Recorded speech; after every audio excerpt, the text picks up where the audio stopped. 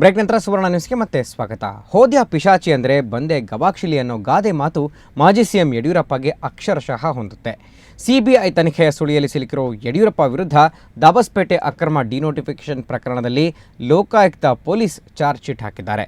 ಜೊತೆಗೆ ಅಕ್ರಮ ಆಸ್ತಿ ಸಂಪಾದನೆ ಮತ್ತೊಂದು ದೂರು ದಾಖಲಾಗಿದೆ. ಆದರೆ ಭೂ ಹಗರಣದ ಪ್ರಮುಖ ಆರೋಪಿ ಸಚಿವ ಮುರುಗೇಶ್ ನಿರಾಣಿಗೆ ಲೋಕಾಯುಕ್ತ ಪೊಲೀಸರು ಕ್ಲೀನ್ ಚಿಟ್ ಕೊಟ್ಟಿದ್ದಾರೆ.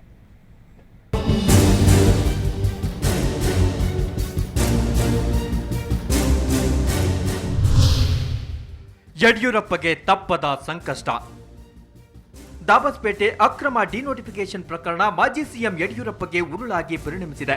ಹಗರಣಕ್ಕೆ ಸಂಬಂಧಿಸಿದಂತೆ ಯಡಿಯೂರಪ್ಪ ಮತ್ತು ಮಾಜಿ ಸಚಿವ ಕಟ್ಟಾ ಸುಬ್ರಹ್ಮಣ್ಯ ನಾಯ್ಡು ವಿರುದ್ಧ ಲೋಕಾಯುಕ್ತ ಪೊಲೀಸರು ಇವತ್ತು ಲೋಕಾಯುಕ್ತ ಕೋರ್ಟ್ನಲ್ಲಿ ಚಾರ್ಜ್ ಶೀಟ್ ದಾಖಲಿಸಿದರು.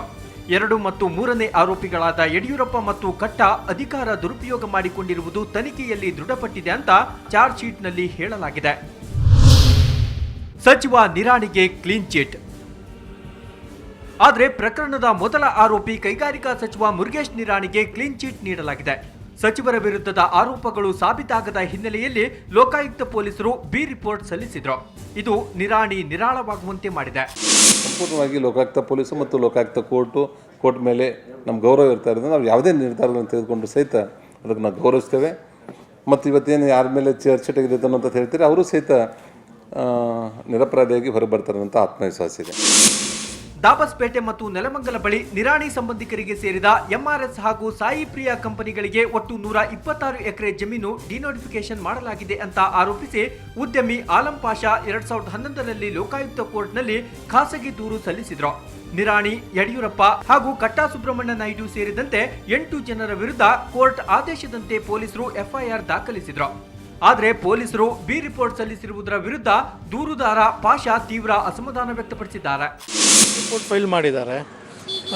ಅದು ಡಿನೋಟಿಫಿಕೇಷನು ಡಾಬಾಸ್ಪೇಟ್ ಇಂಡಸ್ಟ್ರಿಯಲ್ ಏರಿಯಾ, ನೆಲಮಂಗಲ ತಾಲೂಕಲ್ಲಿ, ಆಮೇಲೆ ದೇವನಹಳ್ಳಿ ಇಂಡಸ್ಟ್ರಿಯಲ್ ಏರಿಯಾನಲ್ಲಿ ಡಿನೋಟಿಫಿಕೇಷನ್ ಮಾಡಿದ್ದಾರೆ.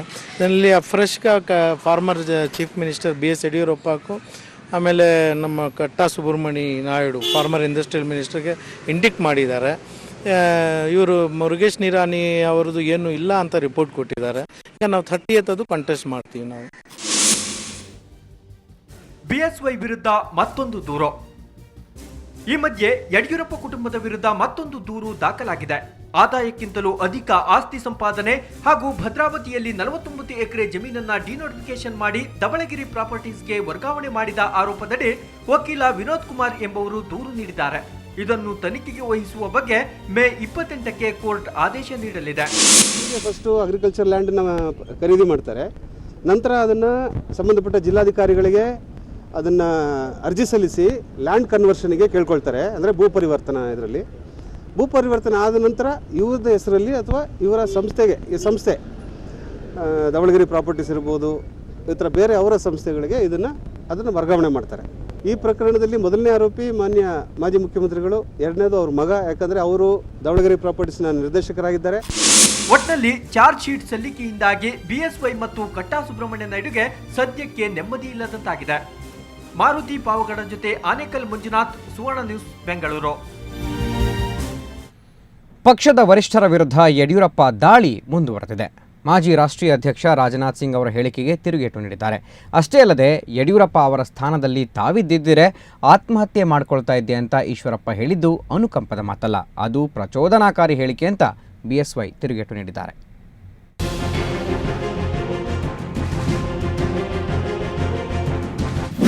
ಬಿಜೆಪಿ ಬಾವುಟಕ್ಕೆ ಕೊಕ್, ಕಮಲದಲ್ಲಿ ಮುಂದುವರೆದ ಫೈಟ್. ಪಕ್ಷ ತೊರೆಯುತ್ತಾ BSY ಟೀಮ್. ನೇರ ಮಾತು. ರಾಜ್ಯ ಮತ್ತು ರಾಷ್ಟ್ರೀಯ ನಾಯಕರಿಗೆ ಮಾತಿನ ಪೆಟ್ಟು.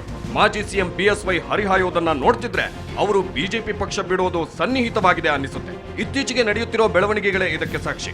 ಯಾಕಂದ್ರೆ ಯಡಿಯೂರಪ್ಪ ತಮ್ಮದೇ ಪಕ್ಷದ ಮುಖಂಡರ ವಿರುದ್ಧ ನೇರ ಹರಿಹಾಯುತ್ತಿದ್ದಾರೆ. ಇವತ್ತಂತೂ ಬಿಜೆಪಿ ರಾಜ್ಯಾಧ್ಯಕ್ಷ KS ಈಶ್ವರಪ್ಪನವರಿಗೆ ಮಾತಿನ ಚಾಟಿ ಬೀಸಿದ್ರು. ಯಡಿಯೂರಪ್ಪ ಸ್ಥಾನದಲ್ಲಿ ನಾವಿದ್ದಿದ್ರೆ ಆತ್ಮಹತ್ಯೆ ಮಾಡಿಕೊಳ್ಳುತ್ತಿದ್ದೆವು ಎಂಬ ಈಶ್ವರಪ್ಪ ಹೇಳಿಕೆಗೆ ಕೆರಳಿದ BSY ಇದು ಅನುಕಂಪದ ಮಾತಲ್ಲ, ನನ್ನನ್ನು ಪ್ರಚೋದಿಸುವ ಹೇಳಿಕೆ ಎಂದು ತಿರುಗೇಟು ಕೊಟ್ಟರು. ಯಡಿಯೂರಪ್ಪನವ್ರ ಬಗ್ಗೆ CBI ತನಿಖೆ ನಡೀತಾ ಇದೆ. ಅವ್ರು ಬೇಲ್ ಮೂವ್ ಮಾಡಿದ್ದಾರೆ. ಅವ್ರ ಮನಸ್ಥಿತಿ ದಯವಿಟ್ಟು ನೀವು ಅರ್ಥ ಮಾಡ್ಕೊಳ್ಳಿ. ನೀವು ಆಗಿದ್ದಿದ್ರೆ ಆತ್ಮಹತ್ಯೆ ಮಾಡ್ಕೋತಿದ್ವಿ. ಯಡಿಯೂರಪ್ಪನವರು ಸ್ವಲ್ಪ ಗಟ್ಟಿ ಹೃದಯದವರು. ಹಾಗಾಗಿ ಅವರು ತಡ್ಕೊಂಡಿದ್ದಾರೆ. ಅವರೆಲ್ಲವನ್ನ ಎದುರಿಸ್ತಾ ಇದ್ದಾರೆ. ಗಟ್ಟಿಗರು ಅನ್ನೋ ಅರ್ಥದಲ್ಲಿ ಅವ್ರು ಹೇಳಿದ್ದಾರೆ, ನನಗೆ ಅರ್ಥ ಆಗುತ್ತೆ. ಆದರೆ ನನ್ನ ದೃಷ್ಟಿಯಿಂದ ಇದು ಅನುಕಂಪದ ಮಾತಲ್ಲ, ಒಂದು ರೀತಿ ಪ್ರಚೋದನೆ ಮಾಡುವಂಥ ಮಾತು ಅನ್ನುವಂಥದ್ದು ನನಗನ್ನಿಸಿದೆ. ಇತ್ತ ಬಿಜೆಪಿ ರಾಷ್ಟ್ರೀಯ ನಾಯಕ ರಾಜನಾಥ್ ಸಿಂಗ್ ವಿರುದ್ಧ ಯಡಿಯೂರಪ್ಪ ಬೆಂಕಿ ಕಾರಿದ್ದಾರೆ. ಕರ್ನಾಟಕದಲ್ಲಿ ಯಾವ ಹುದ್ದೆಯೂ ಖಾಲಿ ಇಲ್ಲ ಎಂಬ ರಾಜನಾಥ್ ಸಿಂಗ್ ಹೇಳಿಕೆಗೆ ಬಿಎಸ್ವೈ ತೀಕ್ಷ್ಣವಾಗಿ ಪ್ರತಿಕ್ರಿಯೆ ನೀಡಿತು. ಸಿಎಂ ಹಾಗೂ ರಾಜ್ಯಾಧ್ಯಕ್ಷ ಪಟ್ಟಕ್ಕೆ ನಾನು ಅರ್ಜಿ ಹಾಕಿಲ್ಲ, ಆ ಹುದ್ದೆಗಳ ಆಕಾಂಕ್ಷಿಯು ನಾನಲ್ಲ ಎಂದು ಹೇಳುವುದರ ಮೂಲಕ ಬಿಎಸ್ವೈ ರಾಷ್ಟ್ರೀಯ ನಾಯಕರ ವಿರುದ್ಧವೂ ತೊಡೆ ತಟ್ಟಿದ್ರು.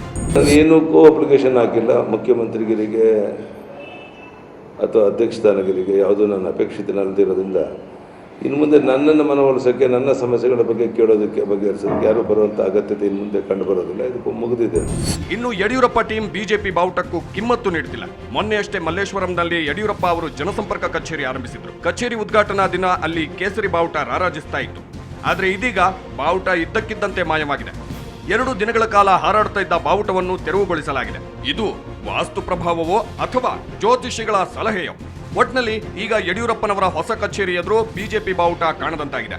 ತಮ್ಮ ಹೊಸ ಕಚೇರಿಯಲ್ಲಿ ಸೋನಿಯಾ ಗಾಂಧಿ ಫೋಟೋ ಹಾಕಿ ಸುದ್ದಿ ಮಾಡಿದ್ದ ಯಡಿಯೂರಪ್ಪ ಈಗ ಬಿಜೆಪಿ ಬಾವುಟವನ್ನು ತೆರವು ಮಾಡಿರುವುದು ಹಲವು ಅನುಮಾನಗಳನ್ನು ಹುಟ್ಟುಹಾಕಿದೆ. ಬ್ಯೂರೋ ರಿಪೋರ್ಟ್, ಸುವರ್ಣ ನ್ಯೂಸ್ 24/7. ಆರೋಪ ಹೊತ್ತವರು ಆದರ್ಶರಾಗಲ್ಲ, ಯಾವುದೇ ಪಕ್ಷ ಭ್ರಷ್ಟಾಚಾರ ಮಾಡುವಂತ ಹೇಳಲ್ಲ ಅಂತ ಬಿಜೆಪಿ ರಾಜ್ಯಾಧ್ಯಕ್ಷ ಈಶ್ವರಪ್ಪ ಪರೋಕ್ಷವಾಗಿ ಚಾಟಿ ಬೀಸಿದ್ದಾರೆ. ಮಂಗಳೂರಿನಲ್ಲಿ ಮಾತನಾಡಿದ ಈಶ್ವರಪ್ಪ, ಉಪ್ಪು ತಿಂದವರು ನೀರು ಕುಡಿಯಲೇಬೇಕು ಅಂತ ವಾಗ್ದಾಳಿ ನಡೆಸಿದರು.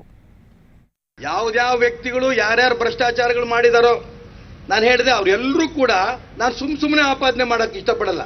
ಕೃಷ್ಣ ಇರ್ಬೋದು, ಕುಮಾರಸ್ವಾಮಿ ಇರ್ಬೋದು, ಅವರ ಆರೋಪ ಮಾಡ್ತಾ ಇದ್ರು ಯಡಿಯೂರಪ್ಪನವ್ರ ಬಗ್ಗೆ.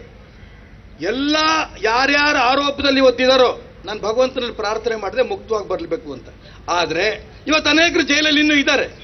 ಉಪ್ಪು ತಿಂತವ್ರು ನೀರು ಕುಡಿದೇ ಕುಡಿತಾರೆ, ಉಪ್ಪು ತಿಂತವ್ರು ನೀರು ಕುಡಿದೇ ಕುಡಿತಾರೆ. ಅಂಥವ್ರನ್ನ ಯಾರು ರಕ್ಷಣೆ ಮಾಡೋಕ್ಕೂ ಆಗೋದಿಲ್ಲ.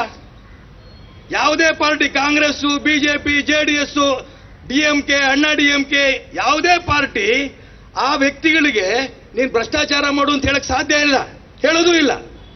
ಆದರೆ ಅವ್ರು ಅಕಸ್ಮಾತ್ ಮಾಡಿ ಸಿಕ್ಕೊಂಡು ಅನುಭವಿಸಿದ್ರೆ ಆಯಾ ಪಕ್ಷಗಳ ಕಾರಣ ಅಲ್ಲ, ಆ ವ್ಯಕ್ತಿಗಳ ಕಾರಣ. ಬ್ರೇಕ್ ನಂತರ ಸುವರ್ಣ ನ್ಯೂಸ್ ಮತ್ತೆ ಮುಂದುವರಿಯುತ್ತೆ.